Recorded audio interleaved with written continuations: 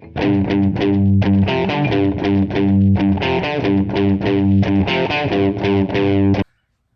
we're SpielMill. I'm Jen. And I'm Jane. Welcome back to our top 100 games of all time. Where are we this week, Jane? Well, we are on to our number 11 to 20, our top 20, and very exciting. Yeah, so obviously. These are some really good games. I mean, they're all good. Mm-hmm. Top 100 is all good, but we're getting down to at least mine. We're getting down to the premier games of both of our lists. We've both played 900 or 1,000 games, and so the top 100 are really a select group. When you get to the top 20, whew, these ones made it through a lot of hurdles to get where they are. So, and you could tell a bit about our taste and what our favorite games are by what games are here. Yeah, absolutely. So, yeah. Well, obviously, since they're a list of our favorite games. I think it's just pure fact about these are the good games. You know? Yeah, that's true. It's not just our opinion. We are the most objective evaluators out there. Exactly. It's very true.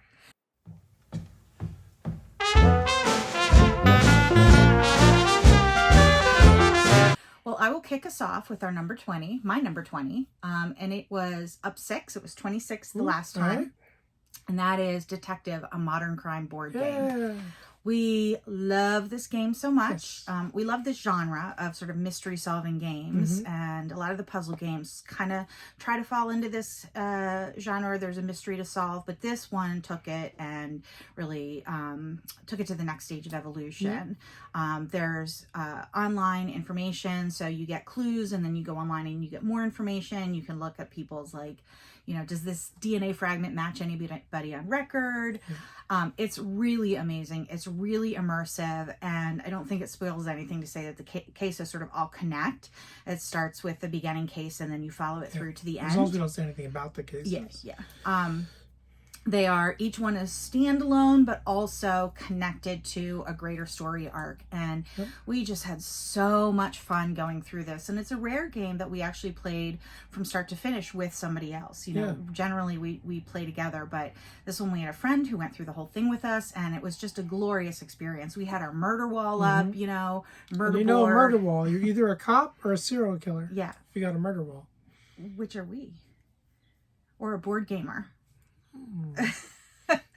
So this game is amazing. This is that's Detective, a modern crime board game from Przemysław Reimer, Ignacy Trzewiczek, and Jacob Lapat, and that is published by Portal Games. All right, good choice. All right, we're really warmed up now. My number 20 is up 2 spots, so not the 6 that yours is up, but they're both in the same general area, right? So not a lot of movement from these two. Mine is more of a spooky season game, and it's a really dark theme, and it's called Abomination. Love this game. Yeah, so Abomination is a game designed by Dan Blanchett. The art is done by Mikhail Palamarchuk and Tony Sart, and it's from Plaid Hat Games, and it is so fun. It is dark. It's a really dark theme, so you're making your own Frankenstein monster, and you need body parts, and you need blood, and so you're going to the morgue and to the hospital and to the animal factory and killing people in the alley and stuff like that just to get everything you need, your bones and your muscle and whatever, and building your monster. Yeah, and one of the things I love about this game is it has a lot of different parts to it. So you're building your Frankenstein's monster, but you have to work on your reputation through, I guess, education and through giving lectures, and you have to work on your humanity by doing charitable deeds because it's so dark, building something out of body parts. And so there's all of these different pieces to the game that you have to participate in. You can't ignore one. If you ignore one, you're going to lose. So I love that balance of trying to figure out how to fit all the pieces together. And it's very thematical to a historical London. The board is just really fit to historic London. And even, the technology. So you to keep your body parts fresh, you have to get a big block of ice. and that ice will melt. So you need to get another block of ice a couple turns later, and so on and so forth. So it's really, really, really interesting. And if you don't have the ice, your body parts degrade. So that's an interesting mechanism as well. And it's worker placement. Love worker placement. So this is a great game. I really love Abomination. Yeah, me too. This is a great choice. So that's my number 20, Abomination.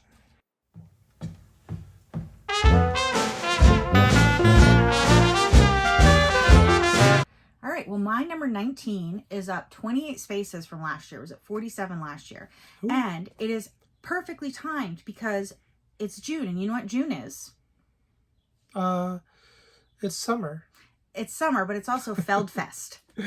So I was like, what's June? Pressure. It's Feldfest. It's Feldfest. So we've actually been trying to do Feldfest for a couple of years, and this year we're doing it. And so we're a couple games in. I think we own 17 Felds, and this is one of my 15, favorites. I think.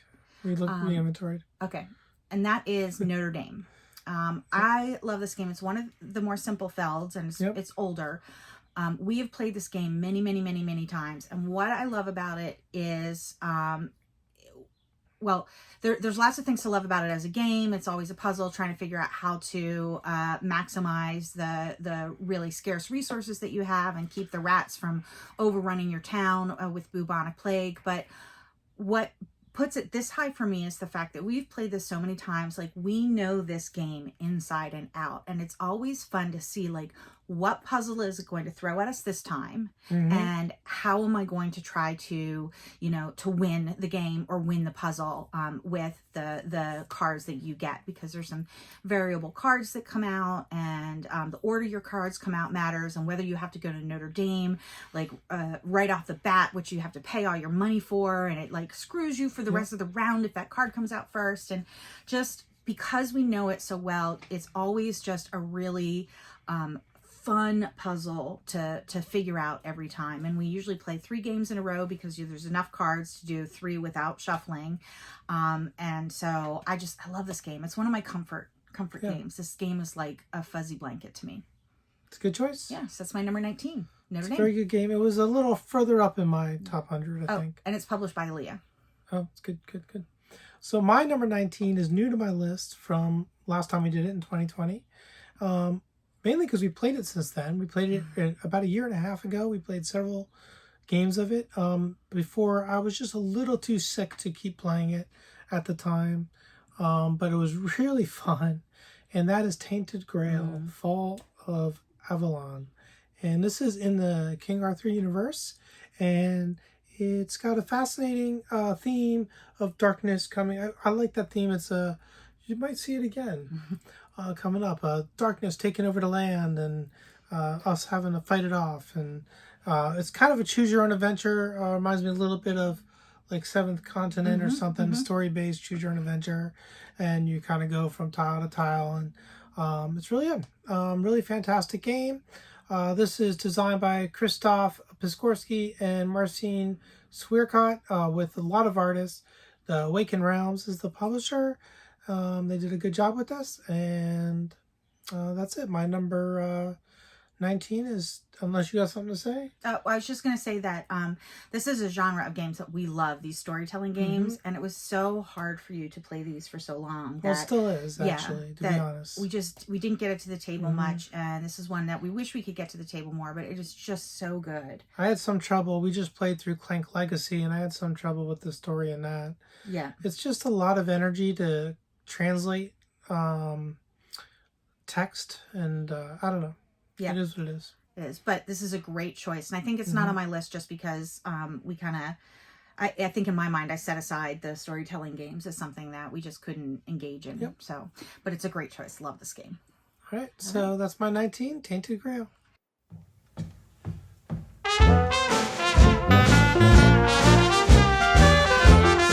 My number 18 is new to the list this year, and it's also part of Feldfest, so we'll get to play it again soon. Feldfest, and that is Trajan. I think the heaviest of the Stefan Feld games. And this is published by Hutch, and I we played this game this year for the first time, and I love that Mancala mechanism. It is vexing as all get out, but I love it. It is so tricky to figure out. If there's a circle and there's actions, there's like pie pieces on it, and the action you take is the one where you're where you drop your last cube. So if you know that you want to do one of those actions, right, you have to have the right amount of cubes in the right spot before that. So when you drop a cube in every space, you're going to end there. That puzzle, holy crap.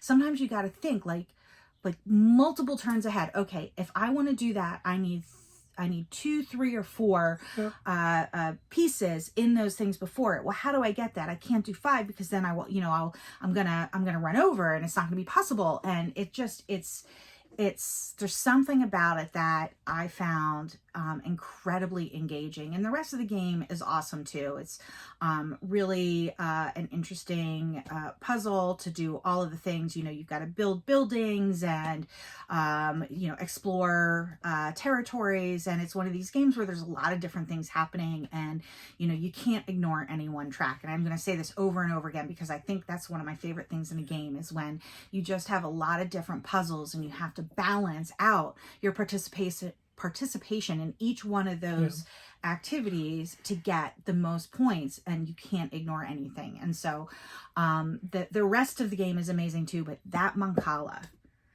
wow, what an incredible mechanism. So that is my number 18, Trajan. Good choice. I really enjoyed Trajan when we played it. Like you said, the whole Mancala thing is totally interesting. Also kind of like brain burnery and eats at you and frustrates you when you can't get the right combo. Yeah. But in a way that is your fault for not doing it right or something. So anyway, my number 18 is down 9 spots from 2020. This is my highest rated roll and write, and that is Cartographers. Now, let me tell you something about Cartographers. We talk about my illness a fair amount. We try to educate around it. And one of the things that Cartographers was really good for, when I was really sick, I could sit there and play really slow and just color. It's because it's a coloring game. And that allowed me to get through the game at a time when it was, if I tried to go through it fast, I wouldn't be able to. But also just gave me some sort of escape. And calmness, I guess. Yeah. So, I don't know. Cartographers is a wonderful game. Cartographers Heroes makes it even better. And, what else can I say about it? Yeah, you soloed this one a lot too. It was one of those games that you could play, while I was working. And I mean, it's really tough being that sick all the time. There's not a lot you can engage in. And it's something that I think brought you a lot of relief, was to be able to play this game. And it's a great game. I mean, everybody loves it. It's not just for people who are, suffering with a chronic illness. I'm just playing up that side of it. Yeah, because absolutely. I think people know what's fun about games for your normal able-bodied person, but you may not realize an asset for someone like myself. Absolutely. So. And then when we would play together, I would also color my things. And so it wasn't like I was waiting for her to finish. We would get kind of elaborate in how we drew things. And we had this one style of village that we were drawing for a little while, which we called the Copenhagen style. And, it really worked. It works for us. It's a great game. So that's my number 18, Cartographers.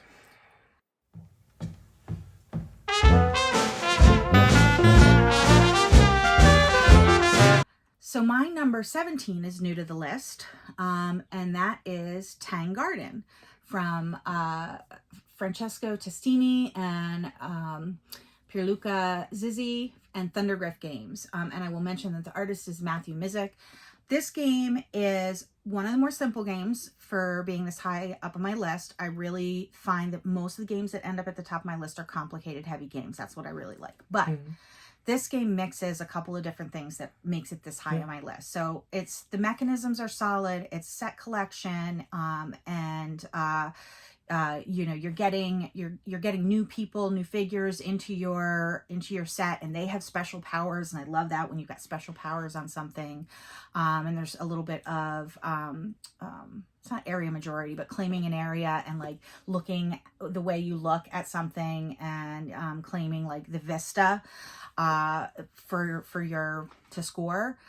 But what takes this over the top is how beautiful it is. This game just brings me so much joy. It's gorgeous. And without just out of the box, it's incredibly beautiful.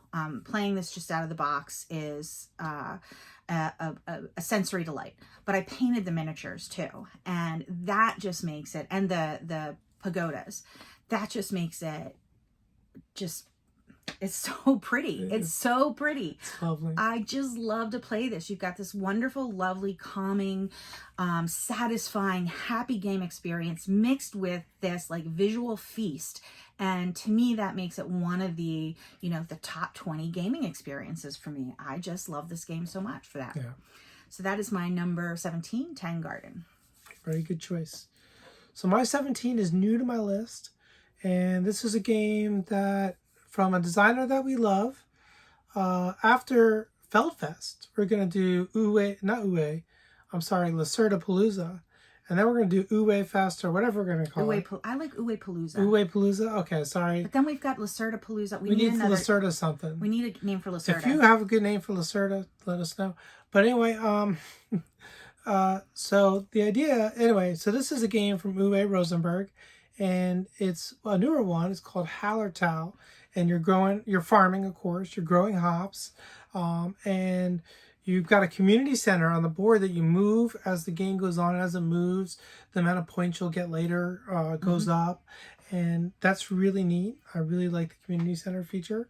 It's got a big worker placement board. Reminds me a little bit of sort of a mini Feast for Odin thing going on over there. And, it's Uwe. It's lovely. Yeah, well, what I'm going to say about that is that we have a crossover because my number 16 is Hallertau. Oh! Ooh, so I'm just going to throw my remarks in there and with that. Yeah, we love Uwe. He's one of our favorite designers. Agricola, whatever, however you pronounce it, was my gateway game, which is ridiculous because that game is so punishing. But I did not know that you could have games about medieval farming. That was so much more interesting than war to me. And this is currently probably, if not my highest, one of my highest Uwe's. I can't remember if there's something above it, but I love it for that community center that moves. You've got to move that board, right? It doesn't just float on its own. You've got to push it forward to increase that scoring. And if you don't, you're not going to score. I love that it has the workers or the villagers. I forget what they're called in this, but similar to the employees and the buildings that you have in Agricola, it gives you special powers and it helps you build your engine. I think it's less punishing in Hallertau than it is in Agricola, because I love those workers, but getting them on the board sometimes is so hard. It's much easier in Hallertau. And it's got that, the farming element to it, which I guess we love medieval farming. Who knew? And the worker placement. And so this is it hits all the bells for me. Yeah. It's really good. So that is my number 16 and your number 16. And that's from my Lookout 17. Games. My 17. You're 17. That's from Lookout Games, and Franz Clemens and Lucas Siegmann are the artists. Yep. So my number 16, to get back to the 16s, is also new to my list. And this one is super thematic, but it may be out of left field. You probably never heard of this game. I don't think a lot of people, it doesn't seem to be on a lot of people's radar. But I really enjoyed it, and it's called Martians, A Story of Civilization. And this game was designed by Grzegorz Uklinski and Krzysztof Walicki. The artist was Paweł Nizielek. Probably didn't quite get that right. Publisher is Red Imp Games.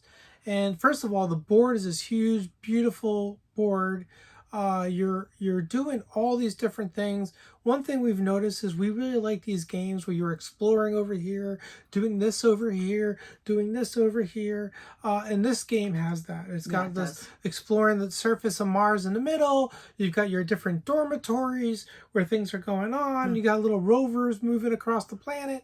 The whole thing is like these 3D rovers. They're so cool. Planet Unknown was not the first one to have 3D rovers. Yeah. So we absolutely love this. It's gorgeous. It's lovely. It's super thematic, and it's so good for me. It's in my top 20. So it doesn't have a huge, great. It's only like a 6.5 on Criminally BGG. underrated. Criminally underrated. It is a bit long, and probably for some people that's a bit much, but I like it. Yeah. I like it so much. So it's my number 16. Yeah, I think that this was a Kickstarter, and I suspect what year did it come out? 2016. I'm not sure why it didn't hit. I really don't. It's so good. Maybe it was competing with not On Mars. What's the other Mars one that came out about the same time from? Well, there was another one that came out at the same time, but I don't remember the name of it. Martian. I don't know. We also have that, but we have. Well, anyway, I don't know why this one didn't hit, because it's really good. It was of the Mars games that came out at that time. This is probably my favorite. It is really, really fun. I don't think it made my list, and I don't know why. Maybe because probably forgot about it. I probably forgot about it. Yeah, and I confused the Mars games. So I may have just assumed all of them were the one that didn't hit so well with me, and just.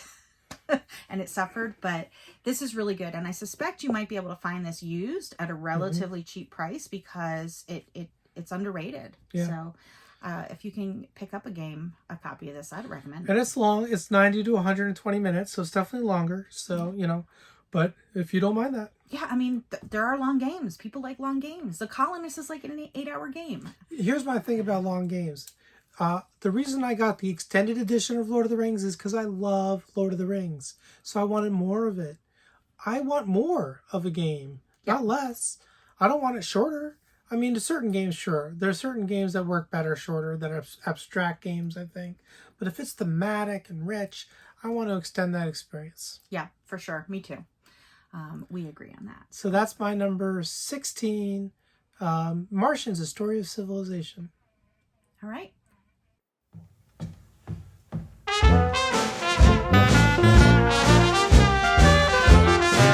My number 16 is also new. There's a lot of new ones in this decile.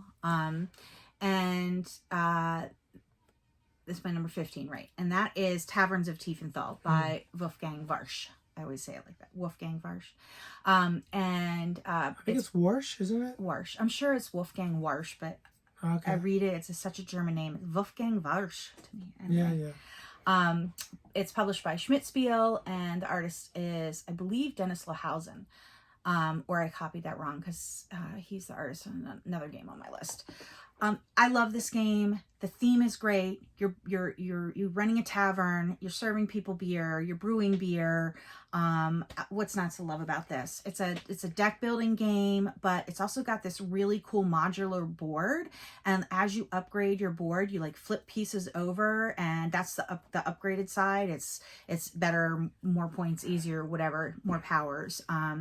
I find this game just so engaging, and I think one of the reasons why is this is one of the few games that actually made it to the table when you were really sick, and we just had a month for some reason we could get some games to the table, and this is one of them. It was September, late September, early October, and we celebrated Oktoberfest, and this made it to the table, and so that kind of has it. You also had an improvised setup at the time that worked, so that makes it a little bit near and dear to my heart. But beyond that, it's really fun. I love the expansions to it, particularly the Schnapps expansion, and I think it's called the Performers or Entertainers expansion. We haven't played the most recent one. We have the most recent one. We haven't played it, but I this is one where I want to just throw in all the expansions. I'm excited for the recent one. It's like it adds like a hotel on. Yeah. So I just think, I don't know, I'm totally interested in it. Yeah, this game is just, we really love this. The theme is there, the cool board is there, the mechanisms are there. So that is my number 15, Taverns of Tiefenthal. All right. My number 15, and is kind of a theme holder for this area for me, because it's also about Mars. It is Terraforming Mars, the really famous game about Mars. Which I do love, and I did not confuse with the others. Which also came out in 2016, though. Okay. So, that's got to be why, then. I bet it eclipsed all the others, because this one is just, I mean, it's great. Yeah, I mean, and let me tell you something. I know I have not played the Ares Expedition version of the game. And I don't think I'm going to like it as much because I like the whole terrain in the center. I like the whole thing, the whole package. And this gets back to what I said earlier about us loving, like, oh, explore over here, do this over here, and do this over here.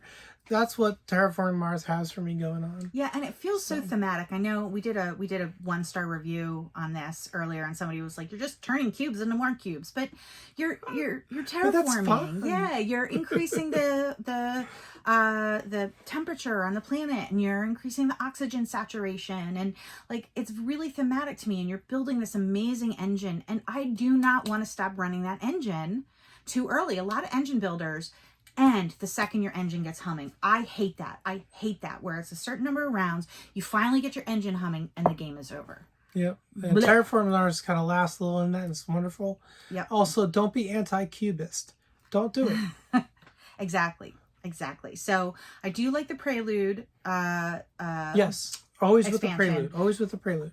Because you don't need to take that extra time gearing up. Absolutely. Right? I'm not, so it's not length for the sake of length. I want to be playing that whole time. I want to be really like enjoying the whole game when it's a long game. But when you do, there's no reason to cut it short. Yep. I love this game as it is. I do too.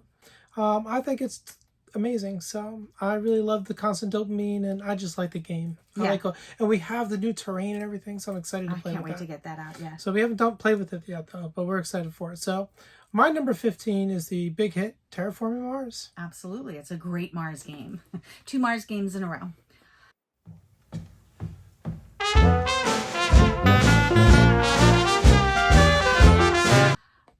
Okay, my number 14 is not new to my list. It is up 9 from last time. It was 23. And I think it went up significantly because we had it on a 5x5 this year. Mm-hmm. And so previously we had played it a few times, but it had been a while, or we didn't play enough to really get into it. But this time I really got into it. And that is Edge of Darkness from John D. Clare. And so it is a card crafting game, which is you have these cards that are clear, like plastic cards, and then there's 3 sections on them, and it will have a power. It'll have something on one of those 3 sections, and then you slip it into a card sleeve. And then when you buy another one, if you put it in and it's got a bottom power on it, you can buy a middle power and put that in, and then you can buy a top power and put that in, and suddenly this card is like that much more powerful. So not only are you building your deck, you're building your cards in your deck, which is just love it. Yeah. But what really, really takes this over the top for me is the fact that not only do you have that card crafting, which he introduced in Mystic Vale, which is also an amazing game, but here you also have the worker placement, and you have the sort of story arc, and you're fighting monsters. And so it's just the evolution of Mystic Vale to me is this game. It just takes it, and it takes that idea, that brilliant, wonderful, amazingly fun idea of card crafting, and then it puts it in a full-on game. So I absolutely, as I understand it, he kind of did the inverse. He came up with Edge of Darkness, and they were kind of like, this is a lot to introduce to people. And I think they came up with and I could be wrong, they came up with Mystic Vale after, but they published it first because as a simpler way to. That makes sense. I mean, that makes sense when you come up with a really innovative mechanism like that. Maybe sort of easing people into it is a smart idea. But so that is my number 14, Edge of Darkness from John D. Clare, published by AEG. And there's lots of artists on it, and the art is fantastic. So I highly recommend. Did you mention the Cube Tower? Amazing. Oh, and there's a Cube Tower. And there's a Cube Tower! How could I forget that? I painted it. And you did a lovely job. Thank you. Yeah. So my number 14 is a pseudo crossover, up 51 spots. It is Mystic Vale. What? So pretty much everything Jen said about card crafting, but Mystic Vale is purely card crafting. Edge of Darkness has a few things going on, like kind of worker placement, kind of. It's got this card drafting thing. It's got battling, the Cube Tower. Mystic Vale is pretty much card crafting, building up your deck, building up your cards in your deck anyway, because you start with 20, you end with 20, and that's it. And then you grab gold cards that also give you powers, but it's really simple. Now the expansions for it didn't work for us entirely. We had some balancing issues, and maybe we were doing something wrong, but we'll have to look at that. But so that might knock it down a bit, because we were playing that right around the time that I was finalizing this list. Yeah. And I could see it going down a little bit just because of the expansions, or at least, why would it go down though? I still enjoy the base game so much, but I think it might get a little samey after a while. Yeah. Without expansions. I certainly lost the optimism the expansions offered me. Yeah. And I'm hoping to get back to them and figure out like what we were doing wrong, or how to make them work, or whatever, because I love the idea of them. They add you different powers and stuff. We just got to make it work for us. So yeah, absolutely. but this is a delightful game. It's, it's a little bit long at times. This is one game where, even though the theme is amazing, darkness coming at the world, trying to fight it off, it does get a little samey towards the end of the game. And there's a point where you're done, you're ready to go. And so I think that's just a mechanism thing. It's not as rich of an environment as like, theme-wise, as a Edge of Darkness, or Martian's Story of Martian. Martians, A Story of Civilization. That's it. So, but yeah, that's what, I don't know, that's my number 14. But I love it because I just love it's like deck building, and you're buying sleeves, advancements for your cards, and making them better and better. So that aspect of it I absolutely love, and that's why it's my number 14. So my number 14, Mystic Veil from John DeClaire, published by Alderac Entertainment Group. It's got a lot of different artists, so we're not going to list it. Gorgeous art. Yep. Gorgeous art, and we got the really nice, pretty sleeves to go with it. So. Yeah, we did.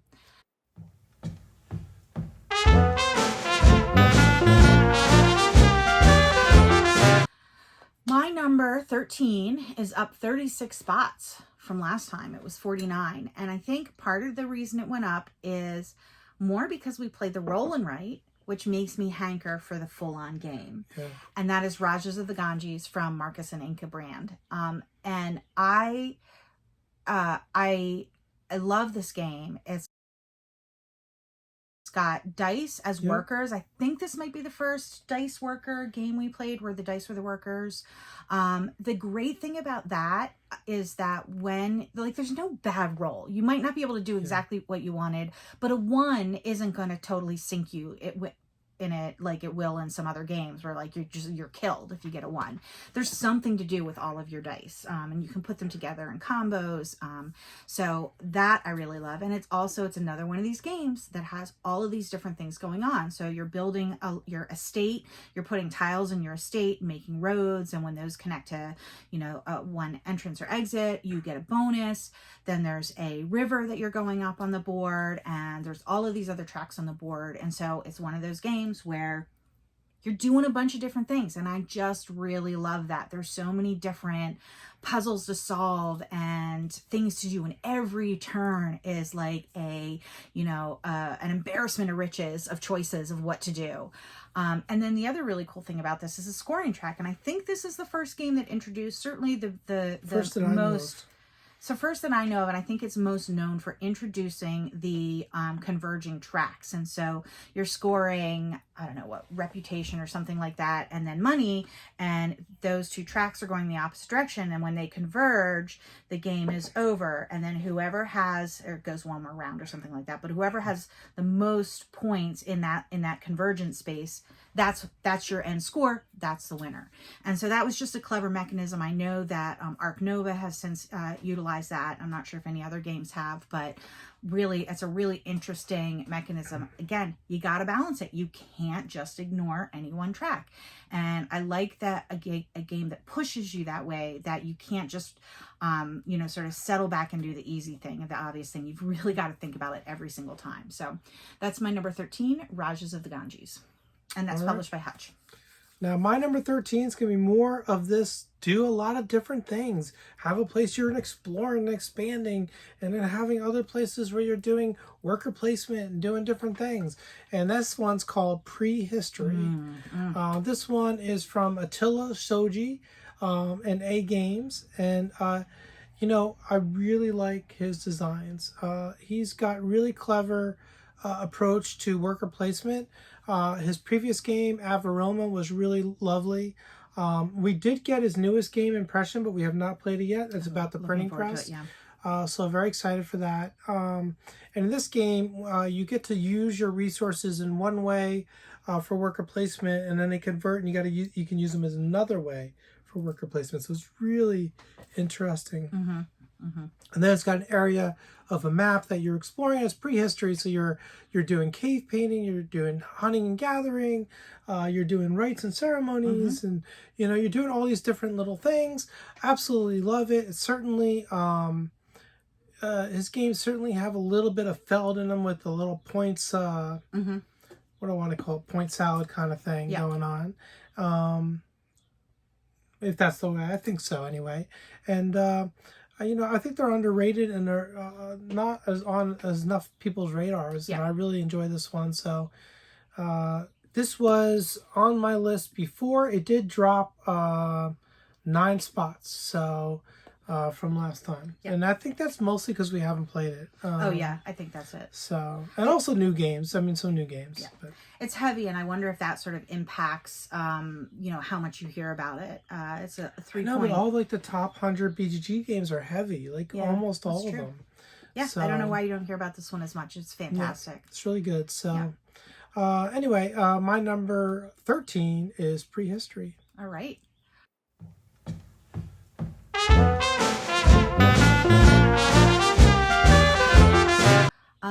My number 12 is sort of a crossover. It's kind of new to the list and kind of not new to the list. Its sister game was 42 on my last list, and that is Cartographer's Heroes. So I have replaced... Well, you had Cartographers. I think they're similar enough. I did. I had Cartographers on my list. Cartographer's Heroes has replaced it. I really do prefer Cartographer's Heroes. I like the gold cards the scoring cards a little bit better. I like the expansions. I particularly love the... I can't remember what the name of it is, but the one with where you get journal points and you get items. But for all the reasons that you said earlier, I love Cartographers. It's been a game that's been really great for us. And it's, look at that, Let There Be Light. I forgot to turn my light on. Whoops. We're not re-recording. No. And it's good for gamers and non-gamers, our friends that are really light gamers. They do like games, but they're very particular about what they play. Love this game. And we've played this by Zoom with them. When you were really sick, this was a way that we could actually socialize, was by playing this on Zoom with folks. So, and it's just a really solid game. And I love that. I love having a field, like a graph paper, piece of, graph paper that you're filling in according to game goals and sort of the roll of the die or the flip of the card or something. For me, that's so satisfying and so zen, is just building out your area. And that's why Cartographers is my number 12. All right, my number 12 dropped 1 spot since 2020. Wow. So it was it's holding steady. And this is a game, there are some people who for some reason are super jealous of this game's success. But this game is wonderful. It's about birds. It is called Wingspan. And this is from Elizabeth Hargrave and Stonemaier Games is the publisher. There's actually several artists. So I'm not going to read them all. But I want to say, I think it's also that jealousy is because it's a woman designer. And so there's some... misogyny behind some of it. I don't want to say all of it, but, of course. But I think there's quite a bit of, this is such a delightful game. I love how thematic it is. Yes. I love that, your cowbirds drop eggs in other birds' nests. I love how raptors will predate on smaller birds, and how, you have different kind of nesters. You have your ground nesters, you have your platform nesters, you have your cavity nesters. It really, in your different habitats, your forest, your wetland, and you have the birds that live in each habitat, some that are unique to a habitat and some that are in multiple habitats. And that's so true to their characteristics as birds. And I love that. I love that, every aspect of that. So... Yeah, and this is a game, speaking of how long a game is, whether it's too long or not, I suspect that they, in order to make it appealing to a broader audience, they implemented that, the mechanism where the first round there's 8 turns per person. Second, there's 7, and so on. We don't like that. We got rid of that. We do 8 turns every round. We don't ditch any of our pieces because, like, you get your engine running and the game's over. We don't want that. We want to fill our habitat with birds. We just use eggs on the goal card. Yep. Instead of the cubes. Well, we don't use cubes because we got, fancy meeples, of course. Yeah. Because we want birds. So we could use cubes because we use the big birds. But that's true, but we don't break them out at all. No. So I even break them out. Yeah. But this is a really, really lovely game. And for us, house ruling it to make it longer just makes it better.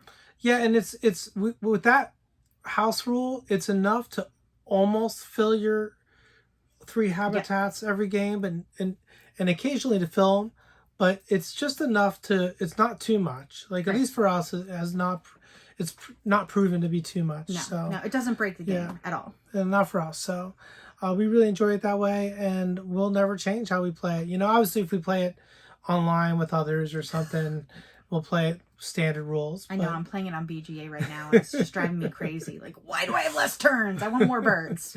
So, but it's just it's nice to be able to play it on BGA and stuff like that. So that's pretty cool. And it's just a lovely game. I'm really looking forward to Elizabeth Hargrave. I mean, she's got the Fox experiment coming out, which I'm not as big on the theme on that one. I have some, but the experiments themselves are pretty cool. But like, I'm still excited for the game. And one thing, but she would just put out a thing about a new game she's developing that some of the play testers were like, "It's your best design yet." So I'm intrigued. I'm intrigued as well. So I'm very excited. Anyway, so that's my number 12. A game most people have heard of, and that has helped bring a lot of people into the hobby, and that is Wingspan. Great choice. Love that game.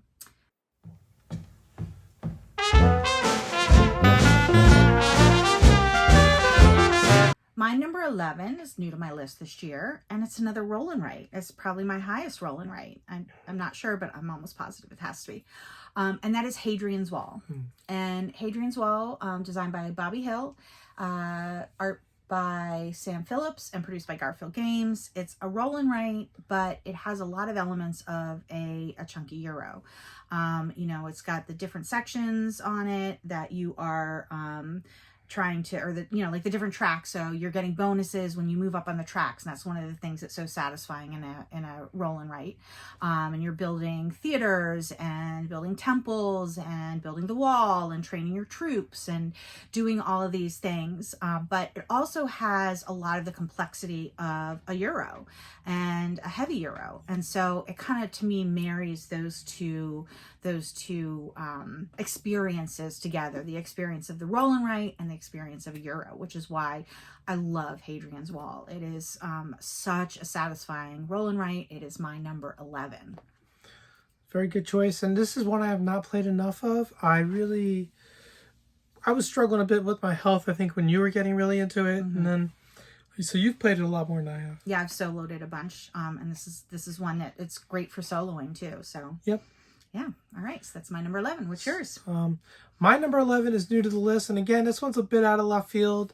I just really enjoyed this when I played it. And it's, I don't know, it's a theme that doesn't necessarily say, hey, this is going to be great, but it works for me. And it's called High Rise. Yeah. And this has got a big part of this is a ratchet track that goes around. And this is from Gil Hove as the designer. Quanche Moria is the artist, and Formal Ferret Games is the publisher. They are kind of going into retirement. They're the publisher.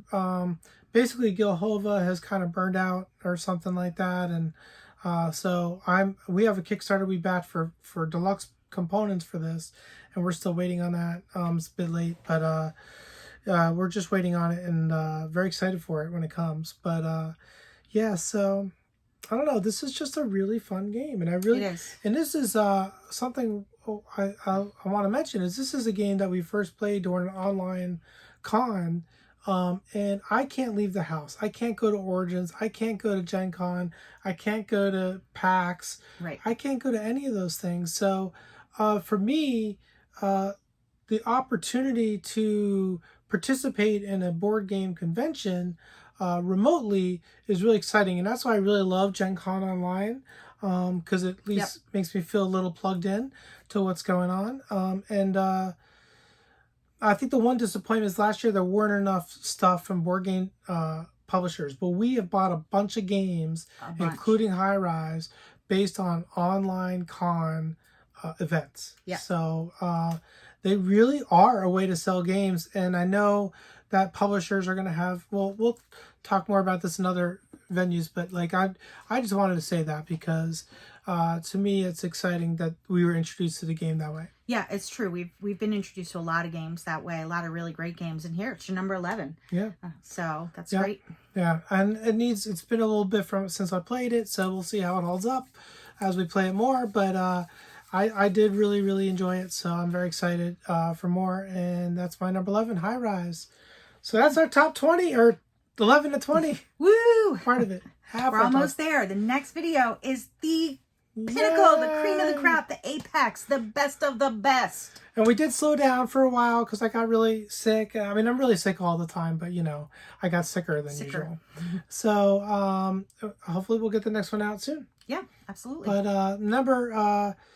you know, what was I gonna say? I don't know. But thanks for watching. Yeah, check us out over on TikTok. We do a daily video every day on TikTok of a holiday and a game that matches that daily holiday. And roughly once per week, we do the 1-star reviews, which is we read a bunch of 1-star reviews about a game, and you have to guess which game it is. Yep. All right. So that's it. And remember, every day that you game is a holiday. Bye, everyone. Bye.